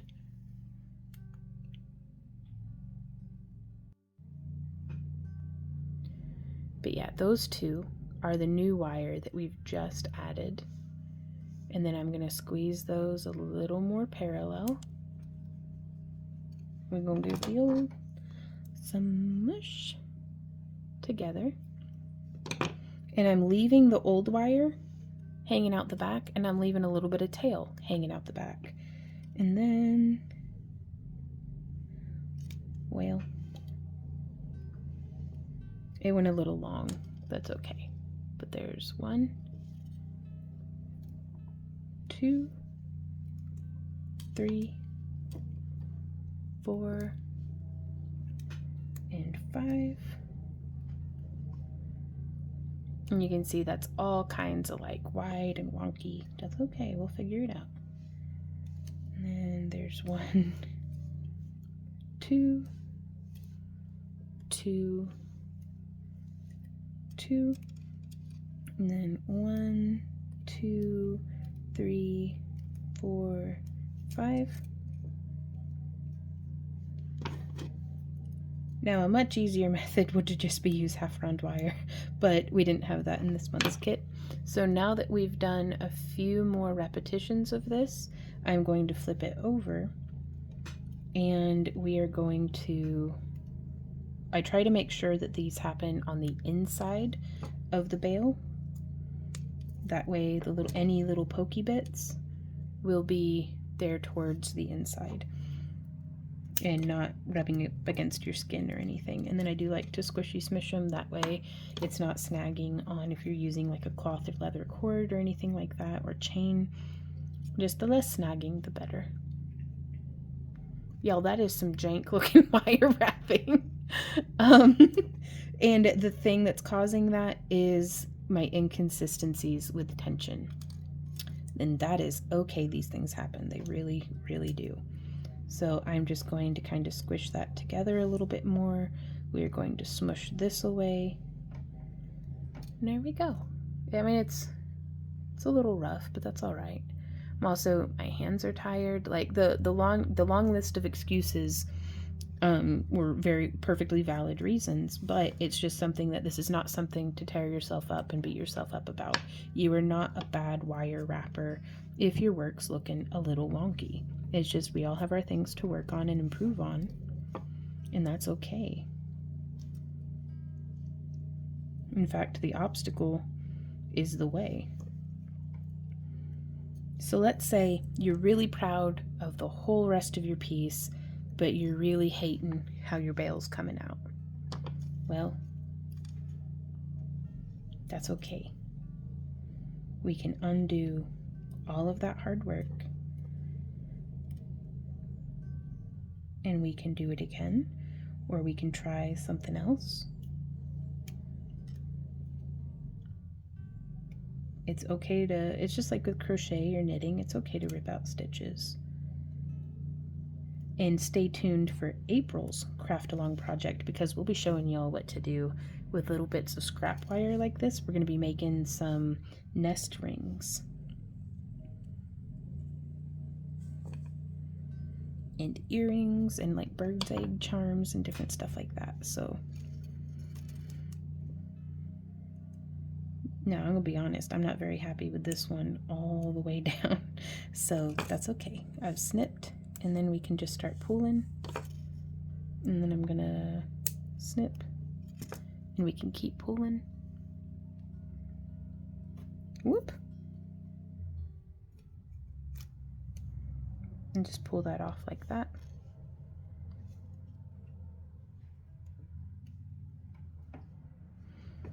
So that's my husband had an art teacher in high school who was a real treat. But there was teaching that was happening that was like making it out like using an eraser was a bad thing. And whereas I never took any art classes, not after like middle school, but I always viewed it as an eraser was just as much a tool as the pencil. You know, you could do these things with it, and it's, you know, there's no shame in, oh, I want to erase that.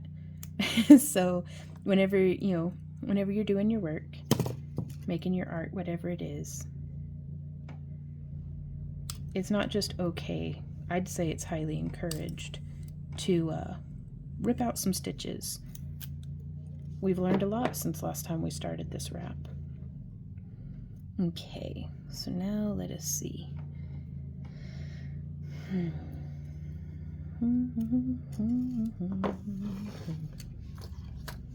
We're going to use a fresh piece of 26 gauge wire, maybe something a little bit more supple, less work hardened will be nice. We're gonna have a little bit of a stretch for our hands. We're gonna take a deep breath and we're gonna dive back into it, and we've got this, y'all. Okay, let's make sure that our little tail bit of wire there is not poking out all weird. Make sure we're not trimming the wrong piece of wire. That would send my Zen right out the window. All right. So now from here, I'm going to just keep that little bit of tail wire coming down. And so we're going to start, I think, with the figure 8. So there's 1 and 2.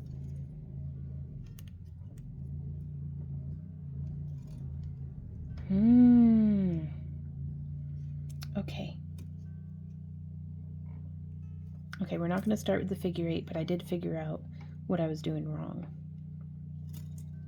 Not that it was wrong, but I figured out why I wasn't getting the results I was looking for. Okay, so that little goobery piece, I'm just going to send that a little farther down. So we're going to go, here's 1, 2, 3, 4, and 5. So there's that first step. Now let's give it a squish, because we don't want our tension so tight that we can't fit a wire in there.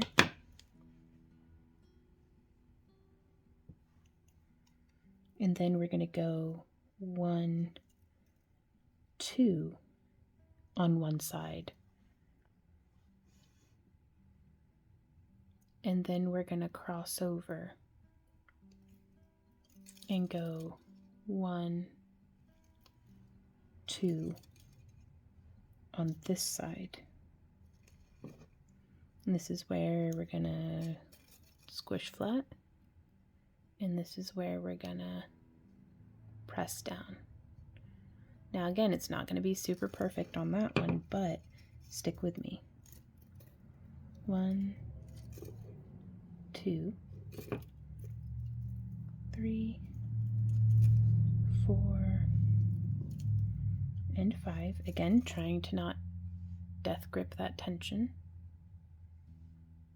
Trying to make sure we've got enough space in there for, yes, okay, that'll be how we do it. That's establishing, it's by coming up through the middle there. Yes, okay, so now we'll go 1, 2, 3, ooh, I'm out of frame, sorry. 3, 4. Because we can try all sorts of different ways to get the result that we're looking for. It's still not entirely what I was looking for. But yeah, I do like doing that. Okay, so there's 1, 2, 3, 4, 5. And then I'm going to come up in between, because again, that's going to establish our width. And press down.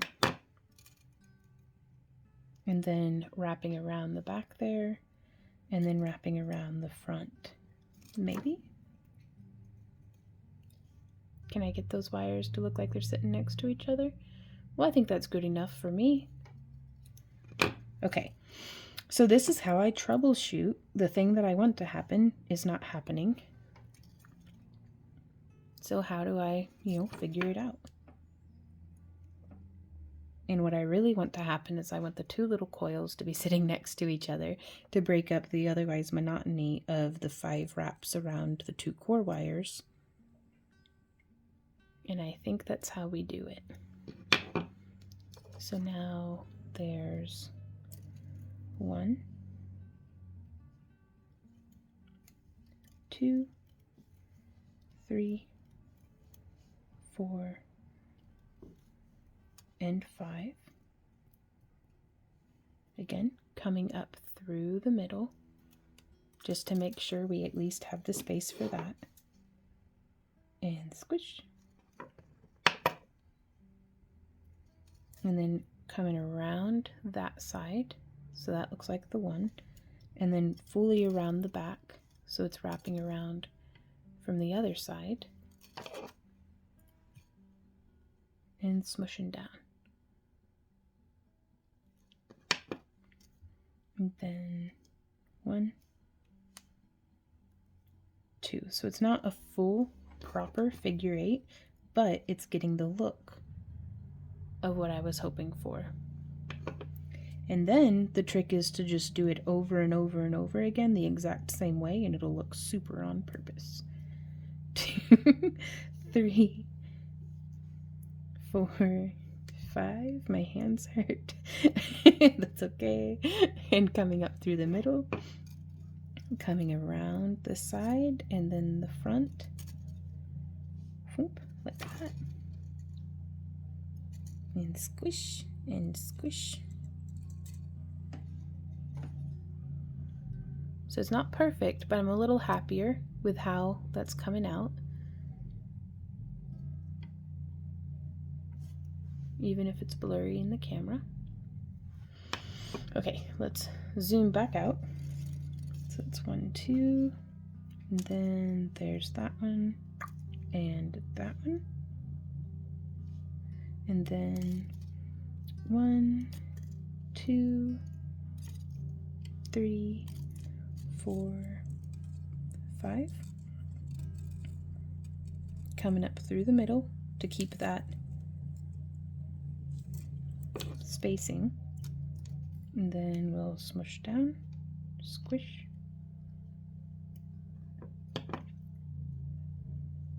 So again, my tension's a little wonky. That's okay though, I'm much happier with it this time around.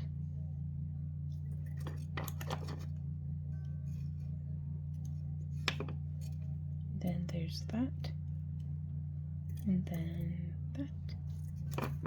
Give it another little smushy squish.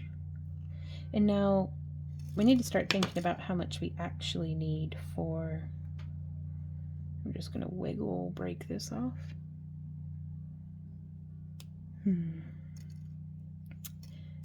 One of our viewers over on Kick, our studio audience, Linda, has said, "My mom taught me, no one knows how many times you've ripped it out. They only see the end product." That is some genuine wisdom. Thank you, Linda and Linda's mom. Like 100%. 2, 3, 4, 5. Coming up in between, and then around. Just like that. Actually, and I know I've said to just do the exact same way every time. I think I'm just going to do that one. 1, 2. It keeps getting caught on my sleeve. 3, 4, 5. Up through the middle and around the back. 1, whoop, don't want to backtrack. 1, 2, 3, 4, 5. Up through the middle, whoop, and then around.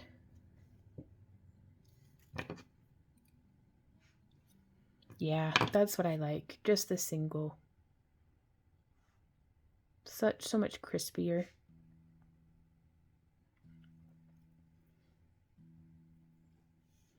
1, 2, 3, 4, 5, up through the middle, then around the back and down through the middle, and then 1, 2, 3, 4, 5. And I think that's going to be plenty. Okay. So now I'm going to kind of bend one side off a bit, and I'm going to go 1, 2, 3, 4, and 5. Let's go ahead and give that a snip. And then from here,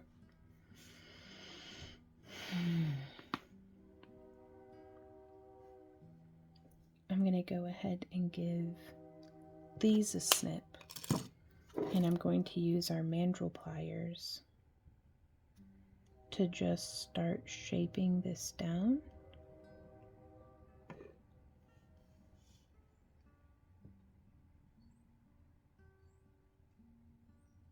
Whoop. You got to be careful because my pliers just split my weave in there, but that's okay.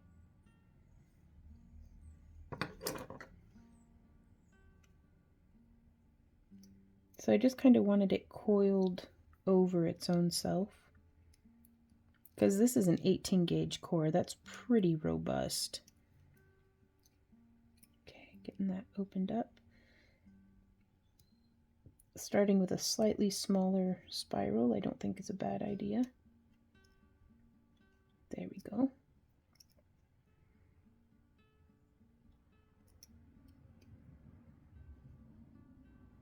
But now bending that outward just a little bit. And again, I'm still pretty pleased with it being just right there. But I am going to get in there and do a little snip and a little snip. So that's how it looks inside the bale.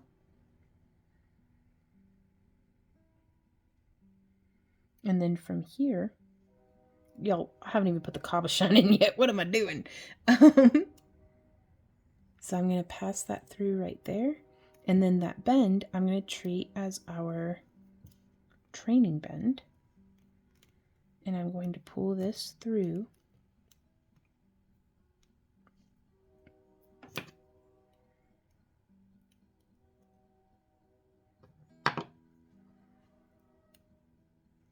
I'm just bending down. I'm not going to snip it just yet. I'm tempted to, but we're going to need to do that sizing for the cabochon. And so now I'm going to come through on the other side, and I'm just going to feed that through. And it's okay if it gets all wonky and weird. We just got to get it to the training bend.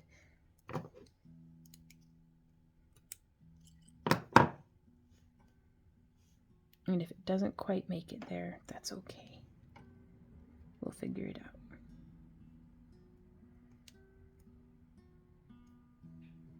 So the side that I thought was going to be the front actually may end up just being the back. Okay, so I'm leaving those on there because it makes him look like he's a little dude going, woo! Like, that's the head, this is the body, those are the arms, wee! Okay, we're going to take our flat nose pliers, and I'm going to grab just right there, and I'm supporting with my finger on the back. Whoop! And I'm just gonna,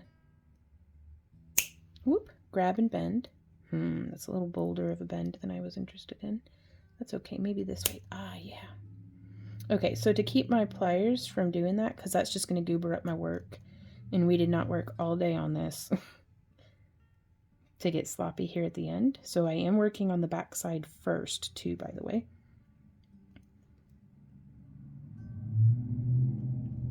So I want to get the nose of my pliers in there. We're going to zoom in and bend out just a little bit. And then we can take that and do just a little bit of a bend. So we're through like that. And that gives us something to hold on to. And then we bend it up just like that. And this is going to distort things just a little bit. That's okay. Bending that up just to give us some space. And then bend. And I'm going to grab it from the other side and bend as well.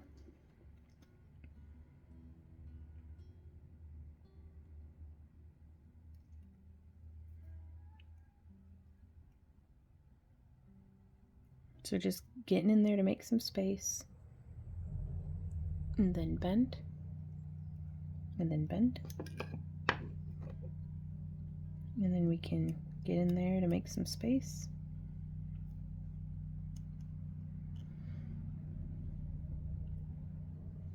And it may be tricky, but that's okay. Not to be this way, but if wire wrapping were easy,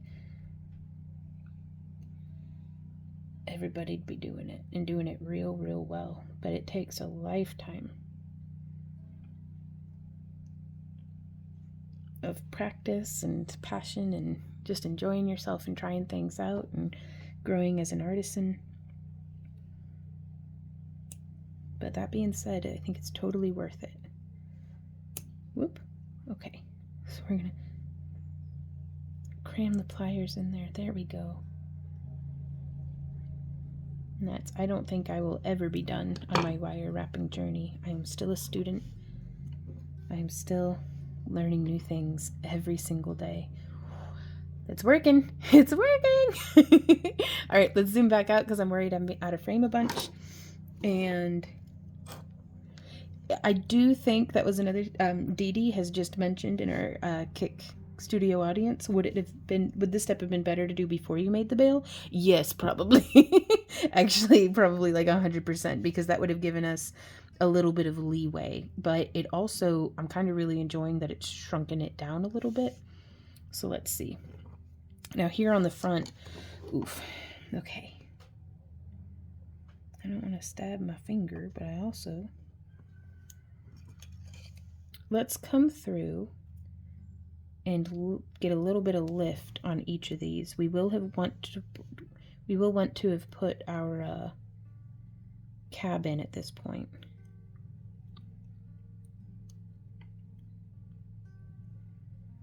Okay, so just coming in, I'm just making a little bit, just a little bit of a lift.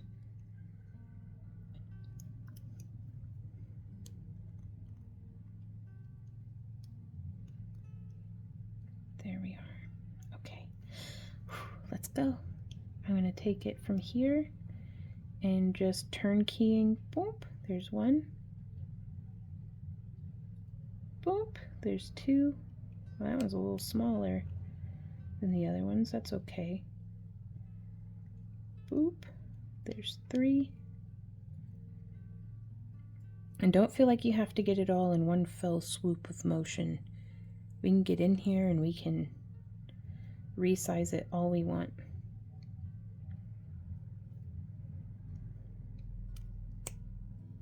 There we go.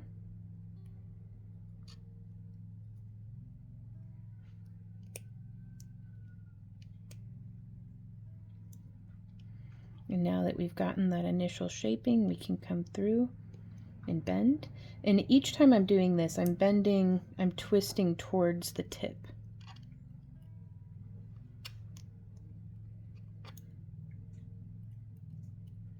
So placing that wire, bend and bend. And there we go. Oh, I'm worried it's a little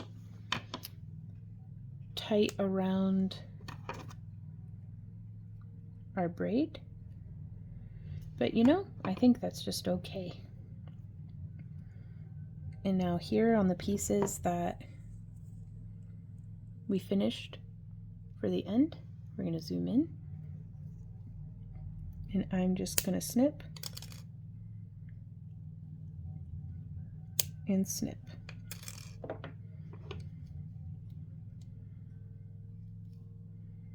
And I just want to make that be like a little closed loop.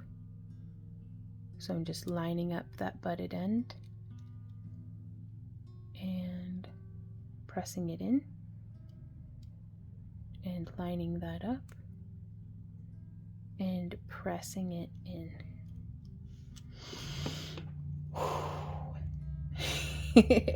And there we go. That's a pendant. We did a thing. We arted. And then if you're having any spots that you're like, about, I'm just going to squish it with the flat side of my pliers. Hashtag art. But yeah, there we go. Oh, now I feel like this could use a whole lot of refinement, but I've had a really great time tackling something new with you guys today. Certainly new to me. And I'm really excited to hear what y'all think. Thank y'all so much for hanging out with us during this video. I do hope that it was helpful to you. If you have any questions, comments, or ideas, please leave them down below or send me an email at backtoearthcreations@yahoo.com. I want to thank everybody who watched here to the end or watched it all, really. We appreciate y'all's support so much. And again, you don't have to have purchased one of our craft along kits to have crafted along with this, but if you'd like to support the creation of more free tutorials as well as get your hands on the same wire and the same wire and cabs that we use in our own work here at Back to Earth Creations, we do have links down in the video description where you can purchase either a single time kit. If you purchase it during the month of March, you'll still get March's kit, but yeah. Or you can do the subscription, and we have the subscription down there as well. So again, any questions or anything, just leave a comment or send us an email and we'll try our best to be helpful to you. And we will see y'all next time. So until then, you guys, happy crafting. Mwah. Bye.